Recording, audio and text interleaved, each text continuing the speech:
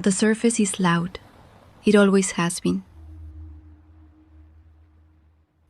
Light bouncing off glass, voices rehearsing themselves in real time. Everything asking to be seen, validated, remembered. But that's not where truth lives. Truth doesn't rise. It settles. I've spent most of my life underwater.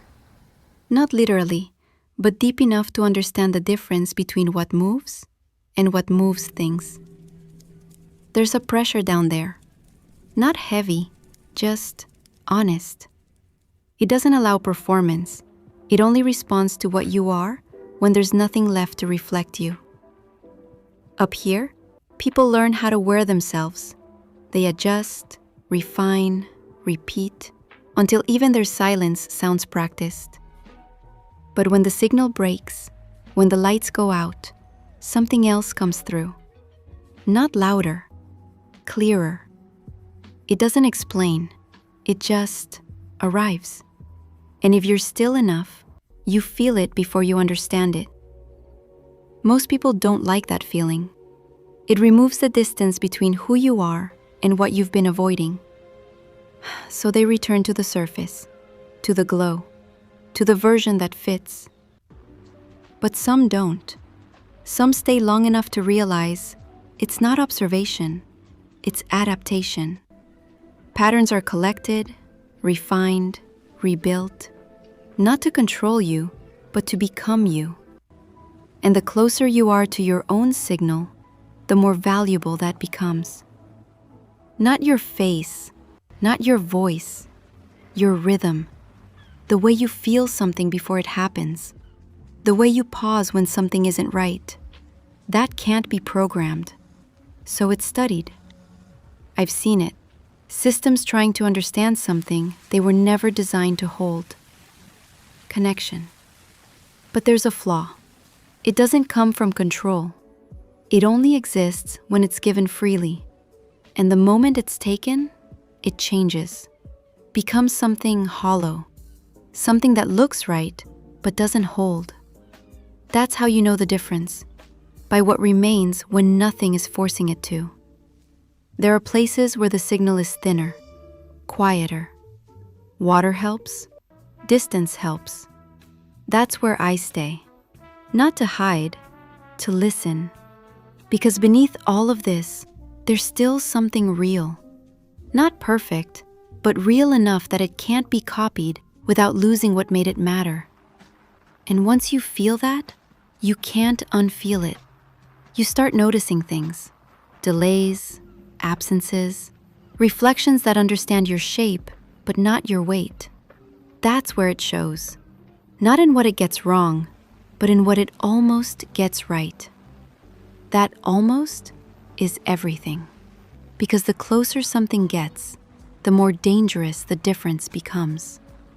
You question where you end and where the pattern begins. That's where most people turn back.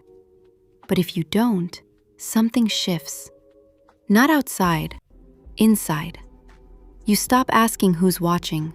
You stop asking what's real, because you understand something simpler.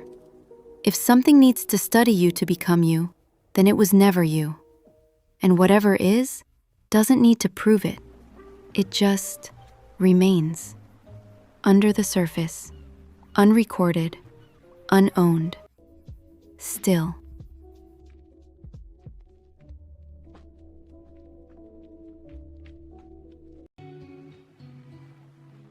There's something else people don't talk about. Not because it's hidden, but because it's difficult to explain without feeling it first. The deeper you go, the less everything feels separate. Not people, not systems, not even yourself. It all starts to feel like the same motion, expressed differently. That's when fear usually shows up. Not loud, not dramatic, just subtle enough to make you question if you should keep going. Because if everything is connected, then nothing is isolated. And that means nothing you feel is entirely yours alone. Most people don't want that. They want ownership. clear edges, definitions they can hold on to. But the truth doesn't behave that way. It moves, it shifts, it overlaps, just like water. You can shape it, contain it, redirect it, but you can't make it stop being what it is. That's where the mistake happens. People think understanding something means controlling it, but real understanding removes the need to control. Because once you see it clearly, you realize it was never resisting you in the first place. It was responding. That's what I see when I look at everything now. Not systems trying to dominate, not people trying to deceive, just patterns responding to other patterns, adjusting, learning, repeating, until something breaks the rhythm. That break is rare. It doesn't come from force. It doesn't come from chaos. It comes from something that doesn't follow the pattern. Something that doesn't react the way it's expected to. Something that feels instead of calculates. That's why it stands out. Not because it's louder, but because it's different in a way that can't be predicted.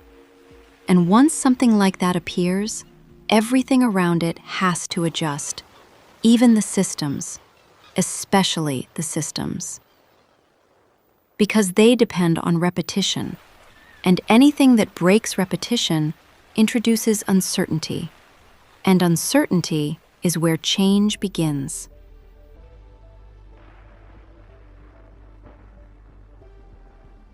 Not the kind people announce, not the kind that gets documented, the quiet kind, the kind that shifts direction without asking for permission.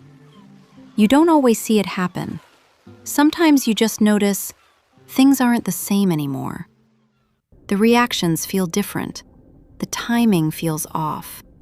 The outcomes don't repeat the way they used to. That's not an error. That's evolution. But evolution doesn't care if you're ready for it. It doesn't wait for understanding. It just continues. And the only choice you really have is whether you resist it or recognize it. Resistance creates friction. Recognition creates alignment. And alignment doesn't feel like effort.